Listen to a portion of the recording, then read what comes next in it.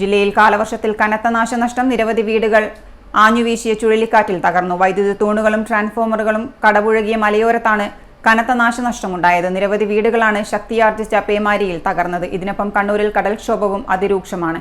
പയ്യാമ്പലം ബീച്ചിലെ താഴ്ന്ന പ്രദേശങ്ങൾ കടലെടുത്തു. കോർപ്പറേഷൻ പുതുതായി നിർമ്മിച്ച പുലിമുട്ട് കനത്ത തിരമാലയിൽ തകർന്നു. പുലിമുട്ടിന്റെ ദൂരെ കടലിനോട് ചേർന്ന ഭാഗമാണ് തകർന്നത്. 2 ദിവസം മുൻപാണ് ഇവിടെ ചെറിയ തോതിൽ തകർച്ച കണ്ടു തുടങ്ങിയത്. ഈ ഭാഗങ്ങൾ മുഴുവൻ തിരയെടുക്കുകയായിരുന്നു. 3.5 കിലോമീറ്റർ ദൂരത്തിലുള്ള പയ്യാമ്പലം ബീച്ചിലെ പള്ളിയാമൂല വരെയുള്ള പല ഭാഗങ്ങളും കടലെടുത്തിട്ടുണ്ട്.